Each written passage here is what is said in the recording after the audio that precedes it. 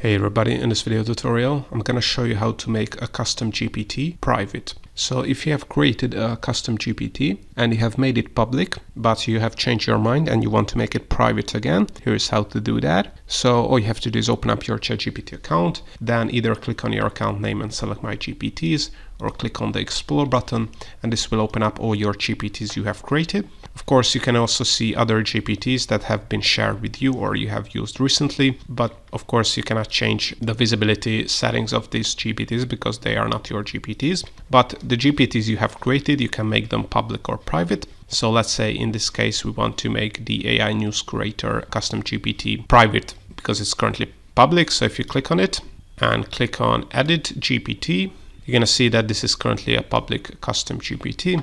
And if we want to make this private, all we have to do is click on this down arrow here, and you can either select only to me or only people with a link. So if you want to make this completely private, so even people who have previously used the GPT shouldn't be able to use it, select only to me and click on confirm. And now this custom GPT should be private and no one else should be able to access it and use your custom GPT.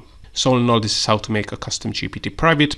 Hope you found this tutorial useful. If you want to get access to the custom GPT database and other free ChatGPT and AI resources, make sure to check out the links in the description below.